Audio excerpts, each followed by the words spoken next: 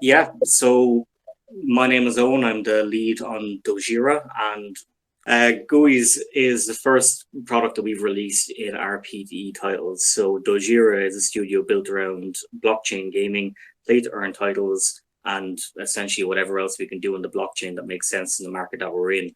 Primarily, we focus on gaming projects as it's where I suppose the main talents for a studio lie.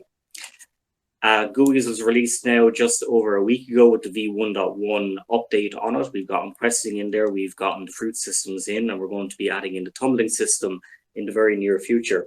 This is a dev diary where we're going to be running through, I suppose, all the questions that were sent on to us to date, speak a little bit about the development process of Gooeys, and talk about where we're going in the future from it. After that, then we'll be opening up Q&A where we'll be happy to take questions from anybody. So yeah, that is it. We ready to go?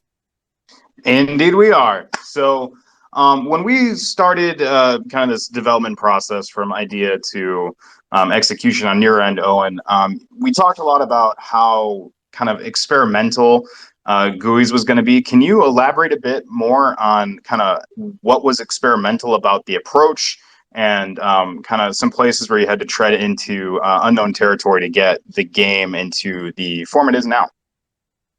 Yeah, so I think when we were starting up originally, we were looking at, I suppose, a couple of ideas that we backburnered as we had a lot of feature creep to begin with. There's a lot of stuff we wanted to do, and there's a very limited amount of time that we actually have to do this stuff in. There's also the fact that, as you noted, it's very experimental. When you're writing stuff on chain, you can't really rely on the fact that you can throw out a quick patch or anything like that. So when it came to wanting to build an evolving title where we're going to be able to actually, add content into it, we had to design from the start for this to be something very modular that has, I suppose, a few different layers of control on it, which in some cases would nearly blur the line between what we're doing on smart contracts and also what we're able to do from, having our own backend running on it as well. One good example of that is there's no way for me to write a smart contract that would generate the images that everybody's using for their Gooeys at the moment. We would never have the memory resources, we would never have the CPU time allocated to do that directly on chain. But we have a backend that's listening to everything that is being emitted on chain. So whenever a GUI is, minted, or whenever it's generated via tumbling or anything like that, all the stats are generated on chain. So everything from health to what cosmetics they have, but the imagery then is picked up by our backend, which will then get all of the different layers. It'll output, I think it's a 1400 by 1400 image, and that's from layers that were originally 4K by 4K.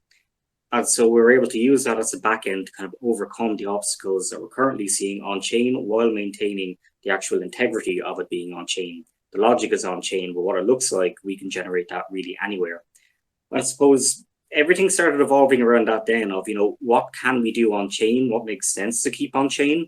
And what can we actually pull off of it? Now, the reality is for a lot of game logic, it has to be on chain. We could set up the back end to have a random number generator on it, but it kind of would destroy the entire point of this being an on-chain game.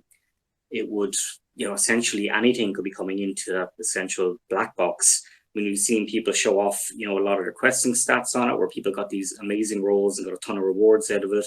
We also saw others get, a 1 in 2,000 chance of rolling 0, stuff like that.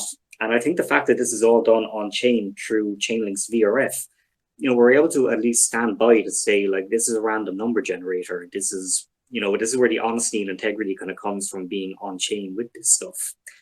So in building on that kind of stuff, we need to look at, what more stuff can we kind of keep on chain, or even just have it verified with integrity on chain and actually have the logic being done, say, off chain. We just need to make sure that it circles around with it. So yeah, experimental, it's one word for it. It's there's a lot of exploration we had to do with this. The amount of kind of unknowns that came into it alongside that, like, say for example, redundancy. What happens if Chainlink's VRF comes back way too late for us, which can happen. It can take a little longer than the 10 blocks on Polygon that we're used to. And when you look at other chains, then, like, say, on the smart chain, it's still 10 blocks, and you'd be looking at 1 minute instead of about 20 seconds. So we have to take a lot of redundancy into account with it, in particular when we also have that additional backend running that is listening to all of the emissions as well. So we don't want people waiting an immense amount of time on it. There are the file size limitations that we had to battle with. I mean, smart contracts are limited to about 24 kilobytes in size in total. So we have to develop around that, and that's including all of the standard ERC library or ERC templates from OpenZeppelin. So if you look at an ERC 721, that takes up, I think, about 15 or 16 kilobytes by itself. And then there's all of our logic going on top of it. There's stuff like the reentrancy guard, but to protect against potential flash loan style attacks or flashbot attacks. It's really been a lot of trial and error to kind of get to the point where we are right now, because of the immense amount of testing that was needed in all of that. And in wanting to keep it both safe and secure, and also allow for that diamond pattern development in that we're able to add things onto it as we go along. And it's an incredibly challenging environment to develop in. And like I said, with that 24 kilobyte file size limit, a lot of things have to kind of be relearned in it. I mean, error messages that can come back from the contract now, like this is stuff that would be in your standard, ERC 721 contract, like a standard NFT contract. We had to rewrite those error messages to be codes to save on a couple of extra bytes so that we could use it in the actual game itself.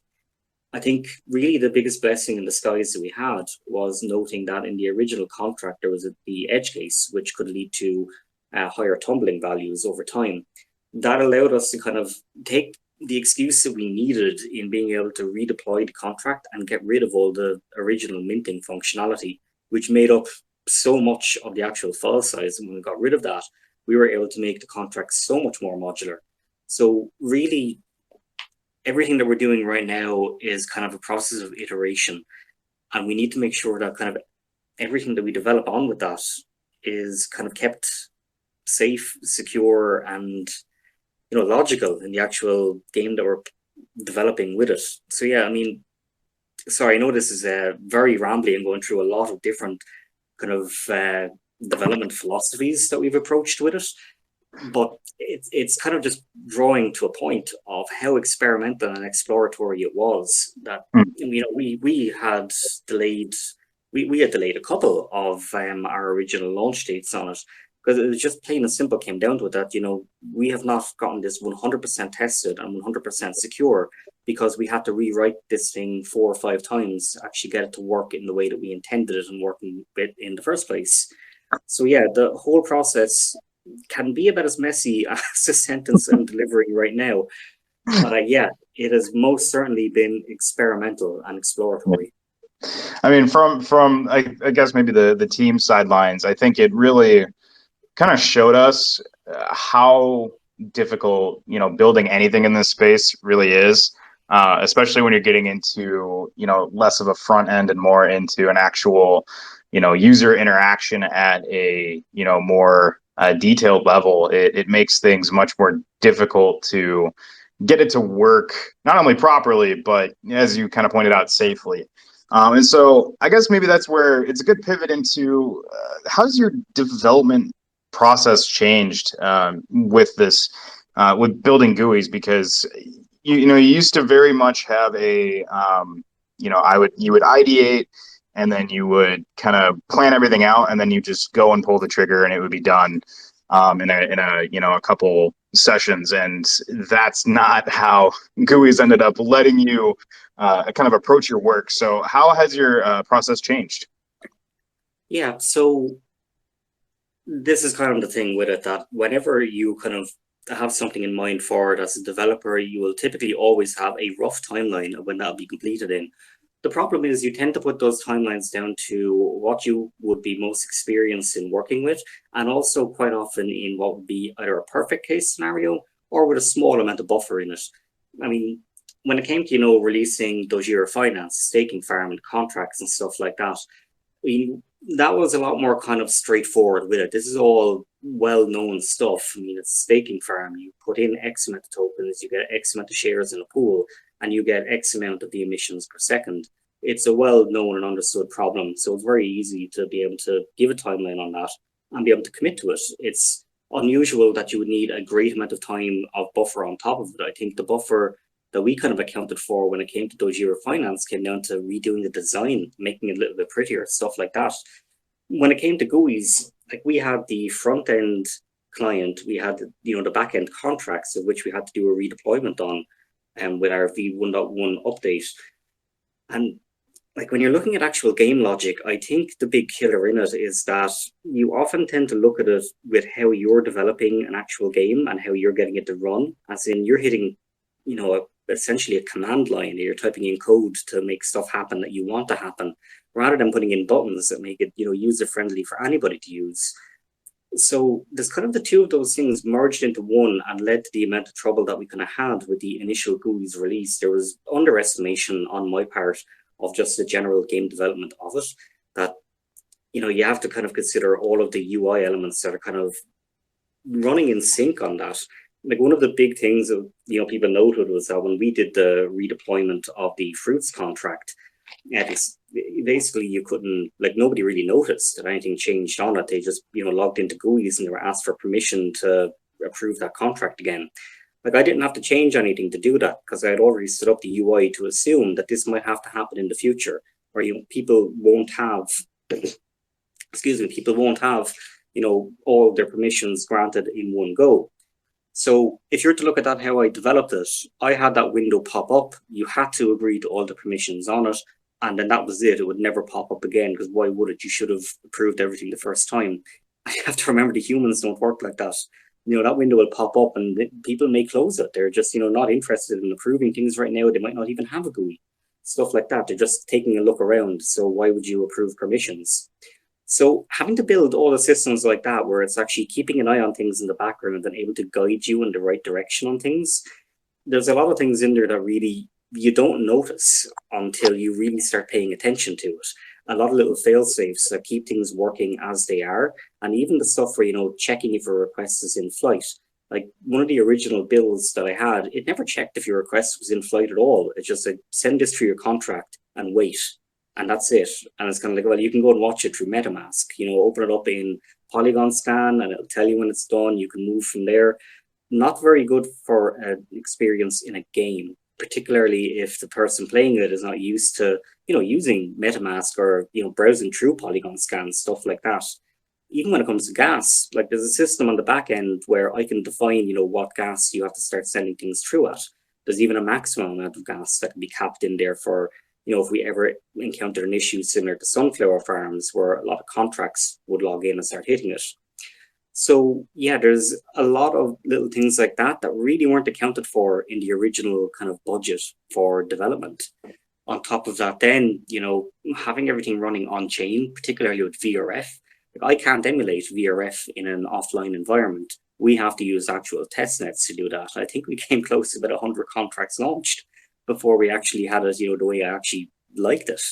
There's little gotchas in there as well. Like, for example, when we send you on 8,000 Goo, we're not actually sending you 8,000 with the contract. We're sending you 8,000 multiplied by 10 to the power of 9. As, contracts don't have decimal points in them. They just have the full number, and the decimals are worked out from the contract itself. So originally, the VRF call that we did, it would basically get your random number between, two absolutely massive numbers. And we were running out of numbers. Chainlink could only send back a certain size number. And normally, that number will cover everything that you get into. And you can, break it into multiple different numbers on top of it. It does not work like that when you're doing this for multiple different, token emissions and stuff like that.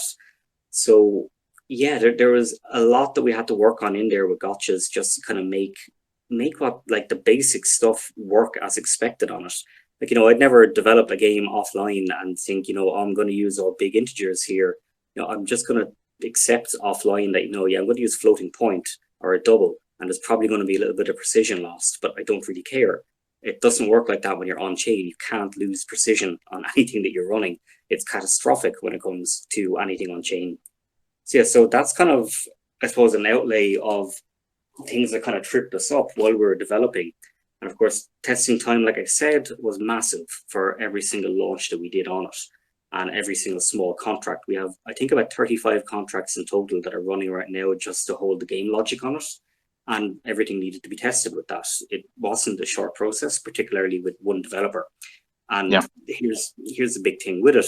Either I can find the bugs before we go live, or you can find them when they are live. And I think the former and getting a slight delay on top of it was in everybody's interest and favor. That's just kind of the reality. That how we're moving forward from that, then I guess the more time that we spend working on this stuff, the better we're going to get at being able to estimate it out.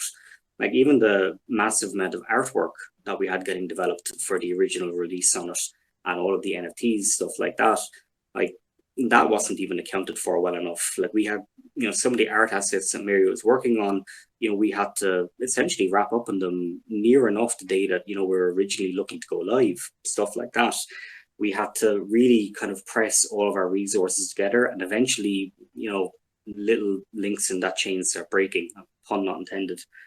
But yeah, we just need to start, looking at all that stuff. Well, having, we've moved over to a more agile sprint process where, we actually have our stand-ups on it. We outline the work that we're doing. We try to allocate essentially our Fibonacci sequence points into anything that we're making, and try to keep the development within timeframes that are way more manageable. Now that we've gotten a lot of the gotchas out of the way with it, and we have the core contracts up and running, it does make it a lot easier. And, now that we've kind of encountered, I suppose, a lot of the peculiarities that can come with getting anything launched on chain, and we've gotten that experience under our belt, it also gets a lot easier again. The more experience that you do get with these things, the easier it gets. And I mean, I'm saying that having had, a career in enterprise development and working on the Dogecoin core back in 2013, 2014, and working in games development for as long as I did, you will always have more to learn in this stuff. And when it came to building a fully on-chain game, I suppose there was one side of it where I really wanted to hit the original kind of deadlines that we set out for it. And at the second time, it was kind of like, this is not like a normal game where you can turn around and whip out a quick patch. So yeah, difficult decisions had to be made in approving some of the delays that we came up against. But this is kind of part and parcel of what happens with early access titles in general. Just we have to be very careful in that the early access part doesn't include just, firing out the contract and praying, stuff like that. We don't get the same exact liberties that you would get with, a fully offline client or anything like that. It's a much more interconnected system. So yeah, I think kind of having all of that in mind, being able to kind of communicate amongst ourselves, and I suppose taking more of a worst case scenario approach on when we'll be able to get things shipped out. That's kind of the best thing that we can do right now in taking the experience we've gotten from the last couple of months in continuing on with development. I mean, don't get me wrong, I'm very happy with where Gooeys is at the moment, but I think everybody would have liked it to arrive a little bit quicker. And that's just kind of the reality of it. I mean, you always like things quicker. And I think communication is going to be a huge part in just making sure that, it doesn't matter if it takes a while to develop. We just want to make sure that we're giving correct timeframes and expectations to people wherever possible. There can always be slip-ups along the way with that. We hope there won't be, but it's the general in the entire development world. Slip-ups can happen and delays can happen, but we need to just do our best to make sure that we're communicating as clearly and openly with the community as we can. And I suppose working with ourselves to make sure that, we're doing our releases in decent enough chunks that we're not over scoping for a release or anything like that. So yeah, that's again, long answer, but I hope it covered kind of everything in there. Yeah, no, I think that's a very kind of a good 30,000 foot view of everything that we kind of struggled with and overcame when it came to getting to version 1.1 of Gooeys. Now, if you would briefly, I would love to hear some of your insight about getting Unity and the contract calls to work together. Because I remember, when you were in the thick of the process, building the actual UI for players to interact with, you ran into some situations where you were like, okay, how do I get, the contract to talk to Unity properly, or get the asset streamed properly because it's, pulling it off chain and stuff like that. So if you can shed a little bit of light on that process, you don't have to go deep into it because I'm sure it causes me to cringe a little bit, but I'd love to hear a bit. Yeah. Like emphasis on the brief, as in don't talk for 20 minutes and complain about the contracts. But yeah, so again, a lot of it came down to that iterative process. Like we had that stuff working on day one. It just wasn't working in a way that I would like to have released it in. It was hammering the network on the first launch of it. Now, Thankfully, you know, we have our own RPC through Infura, so it wasn't hammering a public network. But little things like that, and getting it working with the contract itself. Originally, I had just grabbed the Web3.js. We were pulling it in through WebGL, and I was setting up basically a DLL in Unity that was able to go back and forth, sending messages through it. It worked, and that was one of the first kind of efficient ways we had it running. But it wasn't very rapid for the actual development process. It's kind of everything that I wanted to write. You know, I had the ABI loaded into Web3.js, and then I had to jump into it and write up the actual calls. And then I had to set up a listener so that Unity would go back and forth with it. So after getting that version kind of pushed out and tested, it worked, but it just wasn't going to be very quick for us to keep developing with. And I started having a look at what was actually, on the market as alternatives to it. There were a few things on the Unity Asset Store I tried before, but I did notice that ChainSafe, and these are the developers of Web3.js, were actually building their own Unity plugin. So obviously that grabbed my interest straight away.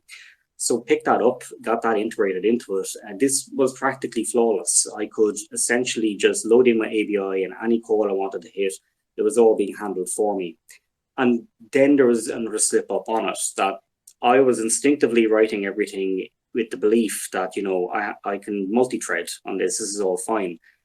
Back in 2017 or 2018, like back when I did WebGL games the last time, that was kind of the big thing that was coming. Browsers were going to give us proper multi-threading support so that we'd be way more easily able to run, concurrent actions and stuff like that. And that's unfortunately where I stopped getting my information. I kind of assumed that it was going to be in place. And when I loaded it up into my browser, I had to turn on my dev flags to get multi-threading support. So they're still actually working on that. So thankfully, this is still a relatively early stage of development. It was just in the testing stage of it. But, I still have to run back and set it up so that we have to have all these things running kind of one at a time, but similarly have it so that it's not taking ages to get everything back from the network on it. So we were pulling down all of the assets from the actual NFT kit. The NFT kit was actually generating all the sprites we wanted to use in game. So, that's your GUI without the accessory, without the background, the foreground, etc. So putting all of those down, and that was what was going to be used then for your in-game representation. And that's when we had to then log a bug with Unity themselves, in that if we loaded in any images from the web, we essentially couldn't give them any sprite rigging, as Unity relies on metadata to actually hold all bone information, rigging information. So when we were pulling those down from online and we tried to copy across sprite data from, an offline object being the bones, it wouldn't work. It actually warped us beyond belief. I think in Unity 2022, like a really recent alpha version, there was moderate support for it, which I could get working about half the time. But then there were so many other bugs in, that's not a long-term supported version by Unity, it's experimental. So yeah, we had to go back on that one entirely then and say, right, well, that's not going to work. We can't pull our images down. So then we had to rebuild the entire NFT kit in Unity to build the sprites in real time based off all of the assets, and then just compare them with what we're getting back from the actual contract itself. So it did bloat our file size, but it did lead to better performance in that because we didn't have to worry about multi-threading anymore when it comes to downloads. If you had 100 Gooeys beforehand, you'd have to download one at a time and get them all in, which was, it's already a bit of a wait right now to get your Gooeys in. But imagine we're also downloading every single image that comes with them, particularly from slow connection. So yeah, there were a lot of challenges we had to jump through with stuff like that. Now, ChainSafe's Web3 implementation in Unity is fantastic. They actually have it right now in that it's fully cross-chain compatible. So they're actually hitting one of their own backends with it. And there's a good and a bad part of that. The good part is, we can hit any chain we wanted. If we wanted to allow you to bring in NFTs from another chain to display them, we can read that just fine. All we need is, to verify your signature on, Polygon with your wallet address, and we can put in whatever we want. The downside is it does give it a little bit more centralization. The first route that we're going in and writing our own Web3.js kind of wrapper around it, but that was fully decentralized.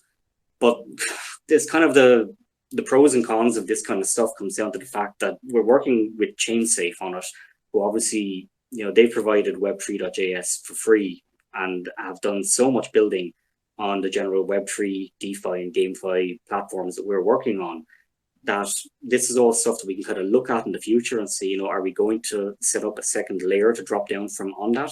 Because the reality is having access to every single chain is very, very useful, especially when it comes to our development. If we want to look at, say, metaverse spaces and stuff like that. Thankfully, a lot of our partners are on Polygon at the moment, which is great.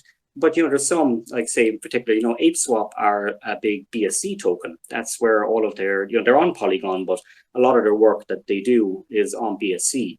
And I think it's great that we actually have the ability that we can now pull in NFTs from other platforms if we wanted to. So yeah, there's like, what I'm trying to get from on this is that there are a lot of challenges in it, but they all kind of led to the product being a little bit better at the end of the day. I mean, it's a lot faster now. We're able to access any chain we want to on it, and we have a lot more reusable components. So it's challenging, and it does take up more time than we would originally have budgeted for. But the reality is, when you're getting wins like that, where everything is improved at the end of the day, like I will pretty much always accept a small delay when it allows for us to do stuff like that. And to kind of wrap back around to the previous question, I'm a lot of it being experimental and stuff like that. Like this is where a lot of it came from. We found way better ways of doing things that will allow us to kind of build a far better platform going forward. It's why, we redeployed a contract with no minting functions in it, because I don't need the space anymore. And now I can put more game stuff into that.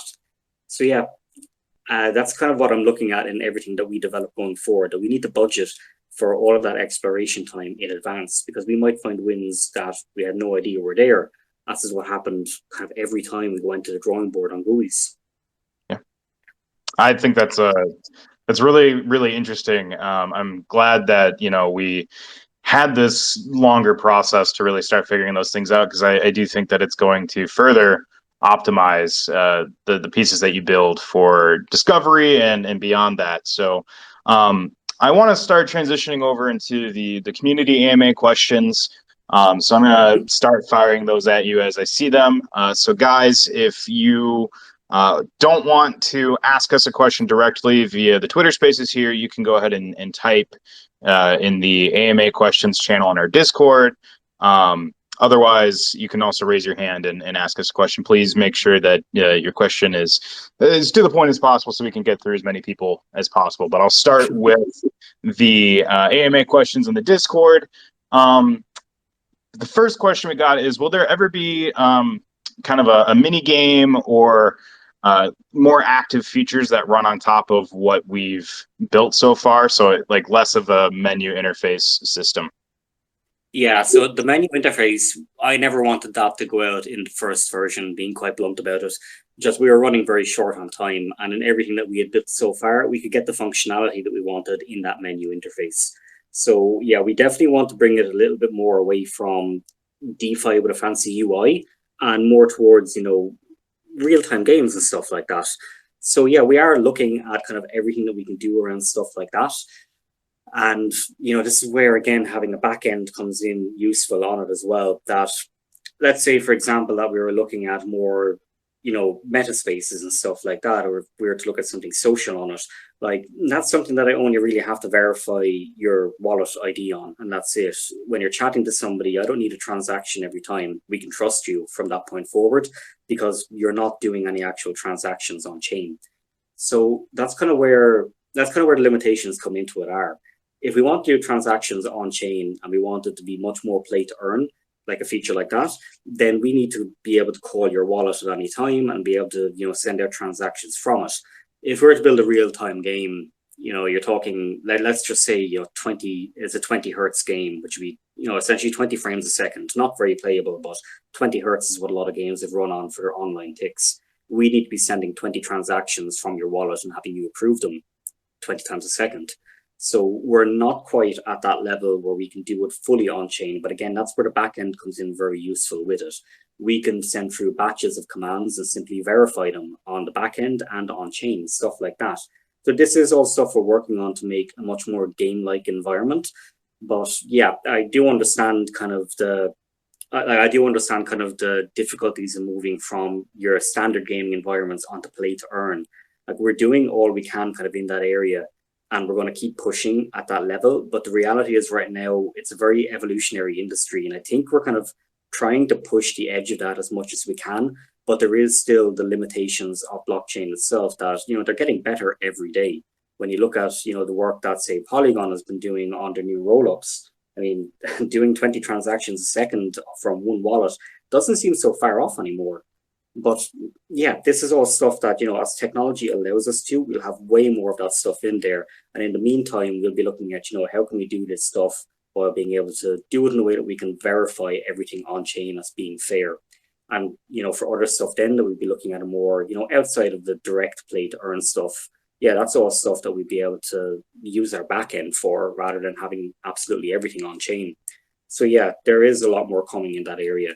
And yeah, I think Discovery will kind of show more where we're going with on both sides of it, both in the transactional kind of turn-based stuff and in the, more real-time stuff as well. Yeah, exactly. And, as always, sorry, we're being a bit cagey. We just want to make sure that we don't tell you, like, we're going to do this exact thing, because obviously that can change as we hit different road bumps or, discover, okay, this P2P mechanic's not going to work because the blockchain tech isn't quite up to snuff yet or whatever. So, yeah, so just keep that in mind when we have to answer these questions that are a bit more specific about kind of what we're bringing to the game. But we are looking at doing as much as we can to make Gooeys a full-fledged experience. The next question is Gooeys going to undergo a third-party audit? If yes, is there a timeline for it? So yeah, that's it's always been something important for us to try and get our systems audited wherever possible. The problem with Gooeys is the size of the code base and essentially what that would reflect in pricing from a trusted third-party auditor. We have reached out to a couple and we're going to be waiting to get some more quotes back on it. It is an important step for us to make sure that is audited. Now, previously, we would have used Paladin, who are fantastic for the audits that they did on the Dogira token and our staking farm.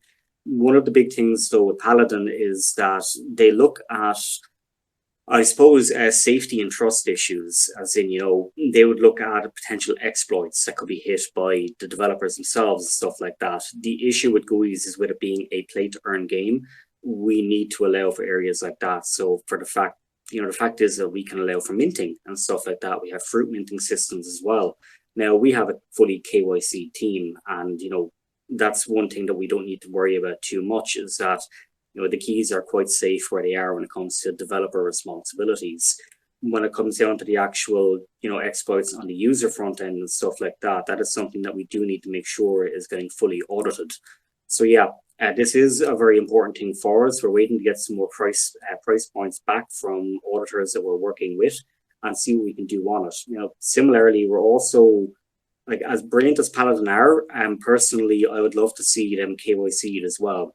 As it's kind of, I suppose it goes to a lot of what we work on here at Dogira, that, we're all KYC'd, as we, very much stand by what we work on and we're going to be around. All of us are, fully open and visible in who we are. With Paladin, this could be a fact of, they might be in a country where crypto is highly regulated. It could be anything like that. And don't get me wrong, they do absolutely fantastic work. But when it comes to putting through, a full game onto getting audited and stuff like that, just personally for me, I would like it to be through an audited team. Like, ideally, in the perfect world, I would actually have Paladin and then say one, fully KYC party both have a look over it. But the pricing on this stuff can be very extreme for large contracts. As I said, this is, we have 35 contracts that are running right now to operate on Gooeys, and obviously it's been extensively tested on our own end as well. But we're under no impressions that, a developer isn't infallible or anything like that. This is stuff that does need to be checked through. So yeah, it is high on the priority list. But like I said, pricing on it is, like, I can't really speak directly on pricing from other auditors when it's stuff that isn't a very standard ERC20 and stuff like that. To give a rough ballpark of it, low 5 figures would be unusually low for something even as complex as a staking contract with a lot of good auditors. So when it comes to getting a 35 contract game, you can imagine that, you know, it would eat up quite a lot of the actual war chests that we have. So we do have to make some difficult decisions when it comes down to that stuff. As right now, you know, we're ramping up to do marketing to get more players in on board. And there's essentially only money to do so much in there. I mean, the market, as you all know right now, isn't in a place where we'd like it to be. But, you know, this is something that we just have said to ourselves, you know, we're going to be working through it, and we've got a war chest that we can fall back on. We've got, you know, as I said, we're a registered company as well. There's a lot of things we can kind of take advantage of there and being able to raise more funds and stuff like that if needs be in the future. But right now we have a very limited war chest, and we want to make sure that what we're putting it towards is essentially as effective as possible right now. But don't get me wrong, it is still a very high priority for ourselves to get that audited. Yeah, exactly. Thanks for shedding some light on that. I know that some other community members have asked that in the past, so it's nice to be able to have an answer for that out there. I'm going to loop a couple of these together. Do you have anything that you can talk through about, you know, when tumbling or renting, or when the staking pools will be up for Goo? Are you able to talk about that right now, or would you rather not? Yeah, no, we can chat about it. So I'm not going to give direct timeframes on it. But for tumbling, like, that is all, it's on the contract already. The function of it, I just have switched off right now. So it's a case of just switching that on and building a UI. So the UI is getting easier and easier to build as we're going on, as we're kind of fleshing out, I suppose, more of the systems that I've put in place on it originally for reusable stuff, things like that. So you probably already have seen that, you know, the bar that shows the GUI is reused like 3 or 4 times now. Stuff like that, so that'll be reused again for tumbling. We just need to be able to show you essentially the estimated stat ranges that you'll be able to get with the new Gooeys, put a nice screen on it, allow you to hit the button, and then just have the stuff for monitoring, you know, the request in flight and stuff like that. As this one will be reliant both on VRF and also on the NFT kit in generating the new imagery. But that's one benefit that we also got from rebuilding the NFT kit within the game itself. So it normally takes between, well, it's a couple of seconds for the NFT kit to generate an image. It can do hundreds per second, but right now we have it kind of, you know, down at levels where it won't try to crash out the server or constantly belt the chain to try and get more information off it. But in the minute or so that it might take for that to get up online and onto OpenSea and stuff like that, we'll be able to generate an in-game in real time, because we'll just be able to get the emission. We won't have to wait for the image. So that's one benefit that we do have. We're able to get rid of one of those kind of in-flight requests to check if something is ready yet. So yeah, tumbling is on high priority, and staking pools, they're also high priority. I'm speaking with one of our partners next week, as they're also eager to get a pool up on Dogira Finance, and I'm going to bundle those into kind of one job then, getting everything up and running. In particular, we're going to be rewarding, you know, liquidity stakers that are going in for, you know, both Matic and Goo and LP. And we're also looking at the possibility of having Goo and USDC in LP as well, which should be able to assist in, I suppose, also more volatile time in the market right now. I think that was kind of one thing that nearly caught everybody. Yeah, don't know what happened. There you go. Booted me out. But yeah, perfect. So we're talking about the staking pools. So yeah, we're obviously very keen to get that up and running. We're going to have the Matic Goo LP jumping into that one, and we're also looking at incentivizing USDC and Goo in the liquidity pairing as well. As I think, you know, everybody kind of got a bit of a fright when the market, you know, hit down fairly hard over the last couple of weeks. Now, if you were to look at the actual Goo Matic pairing, and we've actually maintained, you know, our price against Matic nearly perfectly, but because, you know, Matic got hurt as everything else did in the market over the last couple of weeks, the general price fell down with that as well. So we're looking at adding in a little bit of USDC liquidity just to help kind of stabilize that pricing on it as well. So, and I think the last one then was they had a query about the rental system. Is that right? Yep, that's correct. Cool. So yeah, the rental system, also a very important part of what we're building at the moment. But I would imagine that will be arriving out with the first expansion with Discovery. That's a pretty big system, and being blunt, that's one that we would look to get audited before it goes live, as that will be kind of taking control of some of your NFTs and stuff like that. So this is kind of the thing with it, that there are certain systems, particularly when we look at, doing our own markets and stuff like that, it's quite important to get those contracts audited. As the systems we're building right now, the complexity that's in them and stuff like that, we kind of know our way around everything on it. When it comes to interacting with stuff that's more kind of directly in your wallet through a contract, as in, you may need to send your NFT to this contract to make sure it's able to come back out of that contract. That's something that we may need to look at getting an additional audit done on before it goes live. I should have mentioned that as well when speaking on the actual audit question. I did mention the amount of contracts we had in there, that, there's 35 of them. But there is the case to be made that there are individual contracts in there which are more, I suppose, higher priority to get an audit done on, that they will control certain functionalities. And there's other ones then, like, say, the template ERC 721, which we haven't, really changed anything on apart from a couple of error codes. That's the kind of stuff that doesn't need quite as much attention from an auditor. It's obviously good to have them check through it at least once to be able to verify, yes, this is what you expect it to be, but that's about it on it. So yeah, all of this stuff soon, TM, for renting, I would expect that to arrive out with discovery at the earliest. Great, thank you for shedding some light on that. I think the next question has to do with the habiting. There's been a couple of questions kind of floating around about it, so I'll kind of stack them together here. So the first one is basically, how does the habiting cycle affect the fruit prices in the store? Also, with the habiting cycle, is that hard set, or are there certain milestones that'll trigger it? Yeah, so the hardening is hard set. It simply halves all of the emissions that are requested from it every 2 months. So yeah, I do share the concerns on it that, it might come to a point where essentially it would be too expensive to buy fruit as compared to what you would be able to send your Gooey to actually earn. Now, I have noticed as well that a lot of people are running kind of the higher percentage chance quests, which is, your basic quest to go out, and avoiding kind of the uncommon ones and the rare ones, even if there is a relatively high chance of success from them, say 50% plus. So it's kind of one thing that I've looked at with it, that wasn't kind of, I suppose, how I designed it out originally, that I was looking at, if you have a 50% chance of taking the highest tier on it, you should be going for that highest tier every time. And I suppose people are a little bit more risk off, and that they want to just make sure that enough is coming back to feed their Gooey, send them back out. Now, as it stands at the minute, for the majority of Gooeys that we have, even just running common quests on it will see a massive success rate, and pretty much nearly always be able to ensure that they're stocked with food, either through the actual food drops that they get, or through, getting enough Goo to pick stuff up with from it.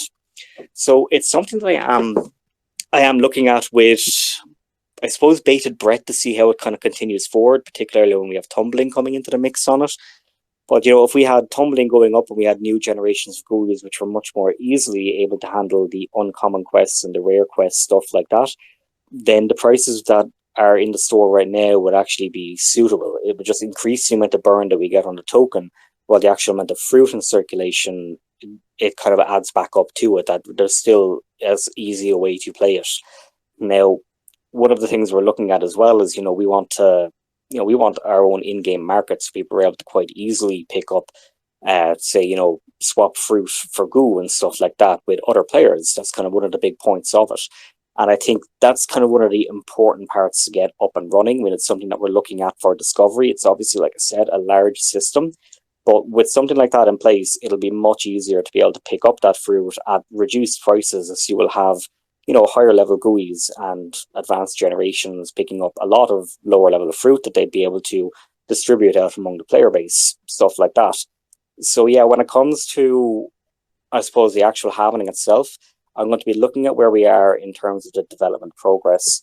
That I think for one happening, the prices still mostly work out on it, as long as you're doing, quests and actually getting some fruit from that as well. But yeah, it's something that we will need to take a look at when we get closer to the actual happening time, as it is possible we will need to buff up the quest rewards a little bit just to kind of balance that out while we get these systems built. But yeah, that's like the general with the happenings, is that the token should become more scarce over time.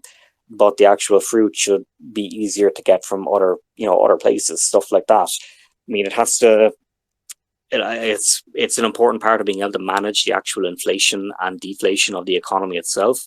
Right now, it is slightly deflationary, and we will be seeing it becoming more deflationary after we have tumbling added into it, and we also have other systems in there like multiple halvenings coming in, stuff like that. But it is under close watch. We're not going to let it get to a point where literally it is essentially just no way to get a reward from it, that you're always putting more in than you're able to get out. So that'll be watched carefully, and we will be able to buff up Go rewards if needs be, if the development kind of timelines we have don't pan out as we planned them originally. I think maybe a good impromptu follow-up question on the deflationary aspect. You've been posting a little bit on Twitter on your own personal account about how Goo has been largely deflationary so far. Can you shine a little bit more light about like why that's important for this particular kind of token? Yeah, so I think it's more the case of that we're within the bounds that I would be happy to keep it within. Now, the bounds we're in right now are quite controlled because we have a relatively small player base right now compared to what we'll hopefully have in the future, and we're able to keep kind of our eyes on nearly everything. But for the actual launch of it, it went perfectly. I mean, I wanted to keep it within around. I mean, to be honest, I was looking at keep it within around 10 or 20%, and we've actually come down to being within 1%. And that's in inflation or deflation. It's basically just not allowing the currency to go runaway in either direction. But right now we're seeing it very healthily in around at the 1% point. And a lot of that comes down to simply, the price that we have fruit up at the moment. People that are incentivized to increase their tumbling bonus by picking up some of the more rare fruit that they have on it. And obviously we're going to see a little bit more coming in then when tumbling is switched on, as well as people get new Gooeys coming into it. Now, it has been planned out that when tumbling is turned on, there will be a deflationary effect in that a lot of people are going to start tumbling, and we're going to essentially see Goo leave the economy and new Gooeys enter the economy. And then we're going to see, more Gooeys going out on quests following that then, which will increase the amount of Goo that re-enters the economy. So, yeah, it was one of the more difficult things to plan out with it. I'm ecstatic that it went as well as it did within such a great kind of, we're so close to being kind of 1-to-1 in that, if we were burning and supplying at the exact same speed, that'd be fantastic. But right now, for the patch that we're currently in and just coming off, getting our V1.1 release out, I mean, we're within 1% of that actually happening. Now, over time, there's going to be different periods of it where we see high burn, and then we're going to see, new supply come in as new Gooeys are tumbled and brought into the game economy. And then we'll have new systems then that will come in on top of that, which will make use of Goo, and we might see additional burns from it in the future. Overall, very long term, I would love to see it eventually simply be a deflationary token as we bring in more systems that are able to kind of, take over from Goo and stuff like that. Like, fruit is in the game right now. We could have made it so you just eat the Goo token. It's wouldn't be quite as fun, but that's always an option in there. But we look at kind of adding things into the game that can actually make use of all of that stuff and keep it so that the Goo token itself, like, I think one of the worst feelings when you're playing any game, be it play to earn or on chain, or just a general game like say EVE Online or World of Warcraft, what have you, is when you had a decent amount of ISK or gold or what have you in your wallet. You log out and you come back a year or two later, and because of hyperinflation, you are now worth nothing. Like you can get that from killing one mob. That's how high inflation went. And that's something that, we're trying to carefully kind of manage with it. It's, I think that we will see more inflationary periods as time goes on, but super long term, I would like to see this as being something that will eventually turn, fully deflationary. But that's a long way down the line. Right now, we're in deflationary territories, and I expect, we might see it be even more deflationary before it starts moving back to inflationary. But I think right now, everything has really landed as we've planned it, which to me is fantastic. Yeah, I couldn't agree more on that. So I guess the next question I can answer here to give you a bit of a break. How are we planning to bring in new players? This is a very brief answer, but myself and Skylar and Caroline, we're the marketing team with Dogira, and we have a couple of things in motion right now that for different marketing pushes are going to start. We'll talk to you guys more about those once they're out in the wild and people are bumping into them. But yes, we do have some plans. We have some marketing pushes we're making. So don't worry. The marketing part of the war chest is being used well. You should, hopefully we can start seeing some new players coming in soon. Obviously there is a bit of obviously it's a bear market, so there is a little bit of who's going to be willing to to part with cash to pick up a Gooey. Hopefully more people than not, but we'll have to see kind of what the CTR on some of the ads and the return on investment overall ends up looking like. But we do have some plans in place, so don't worry. We definitely will be pushing on some of that stuff soon. Let's see. This is a question we get sometimes, and basically I can also answer this one because Eoghan's answered it enough times. But basically, why not just use Dogira rather than having these different ecosystems? And I think one of the big things that Eoghan touched on just a couple minutes ago was basically that it's hard to control a token, and we would run into this issue where if we had all of these token sinks and we were just using Dogira as a token in Gooeys, and there was not a Goo token, we would be burning a ton of Dogira to the point that it wouldn't be usable anymore. Then there's the opposite issue of if a game's economy gets really hyperinflationary, that puts Dogira in a weird place, and if we start linking too many games together, one game having a completely different economy than the other one would basically cause just really bizarre behavior in the Dogira token that would largely probably be negative for it. And because Dogira is a deflationary token and it's a set supply, it's not great to use in multiple games or as like the sole token for a game, because it has other uses. It's a governance token, and you stake with it. There's a lot of different reasons that we don't use Dogira as the sole token in Gooeys. I think the next, unless Eoghan, if there's anything you wanted to add to that, but otherwise we can move on to the next question. No, I think you pretty much got it. It's that multiple economies running off one token is just extremely difficult. And being blunt on it, I try to, if I'm interested in a game that's launching, I normally look and see if that token is inflationary or if it's possible to mint. And if I do look into it, it adds on a massive amount of research that's needed to see, what are their plans for this token? Should I be staking it? Will I get wrecked if essentially I'm just holding it because they intend on this to be doubling in supply every week? Yeah, the Dogira token allows you, I suppose, exposure to stuff like that. And we do give it some use in the game as well. We've got two uses for it. It gives you a discount and a tumbling price. And right now, you can still use it to purchase fruit and stuff like that. And that's essentially how we're going to continue using it, that we're going to be able to make it so you can stake in for tokens that come out from our ecosystem games. You'll be able to use it for minor functions or events within games and stuff like that. But it's a deflationary token. So for a gaming world, it's very difficult to make that work, particularly if you want to make it work for more than one. But yeah, you got that perfectly, Elijah. Thank you. And I think the last thing to build on that, because there's a follow-up question about what are we doing to increase the value of Dogira. I think it's really important to not look at, this sounds a bit trite, but it's really important not to look at the price right now because we are in this massive bear market. It's hard to see the impact that, a popular uptake of Gooeys would have on the Dogira token right now because the market is red every single day, and so we'll see with time kind of the value that Gooeys adds to Dogira and our other games as they come out. So it's just important to kind of keep your head in the game, enjoy the products that we're putting out because we do already bring a lot of value to the table. It's just the market's not reflecting that value right now because everybody's bleeding, everybody's red, everybody's needing to figure out how they're going to pay rent to a point, So do keep that in mind when you're looking at this stuff.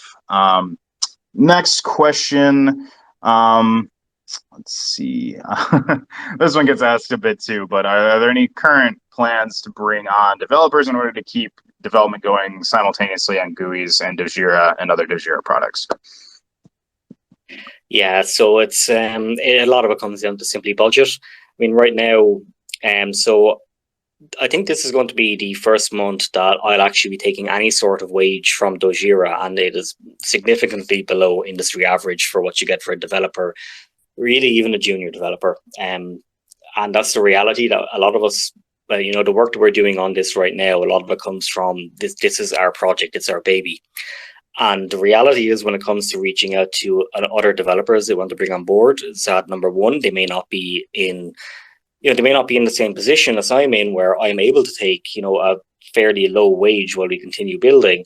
And secondly, then is that, and this is a bit more, I suppose, of a blunt remark, it's that if a developer is willing to take a very low kind of offer on salary and stuff like that, it usually means that, they're not very experienced in what they're doing.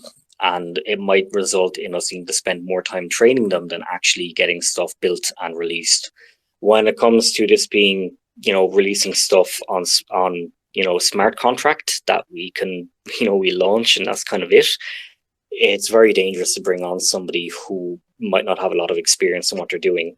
We have interviewed a few people, and I won't speak into great detail on it, but we've had a few people kind of chance their arm in that they knew very little about Solidity and knew very little about general tokens at all, really. They didn't have much experience with crypto, and it was more so kind of they were interested in the amount of money there is in the space to begin with, and it's just not really a good suit for us to be bringing on somebody who, I suppose, doesn't really see it in the same light as we do. That's kind of the fact of the matter. Like, the budget that we have at the moment available for the team to continue on with development, I mean, it's not a massive war chest by any means, but we do have a team that wants to continue working on Dogira and on the games that we're building. If it even came to a point where we had to cut back on a couple of hours here and there, stuff like that, or smaller things we can cut back on, that's all possible. But if we're bringing on somebody who's looking for industry average developer wages for Web3, that would essentially deplete our treasury within about 6 months. And that would be in a good case scenario. That would be if we're getting them at a relatively low price. So yes, it would be wonderful to be able to bring on additional developers, but right now we simply don't have the resources available to do so. Hopefully in the future we will, but right now it's just simply not possible while keeping the project safe. Yeah, couldn't have said it better myself. Yeah, thanks a million all. Enjoy your weekend. All right, thank you, everybody. I'll go ahead and end it right now. You have a good weekend. Good night, guys. Thank you so much for listening to this episode of The Bottom. If you would like to learn more about Dogira and Dogira Studios, please consider heading over to our websites, dogira.net or dogira.finance, where you can find out more about our project, our token, our products, and our DeFi platform. I'm your host, Elijah McDougall, and I look forward to catching you on the next one.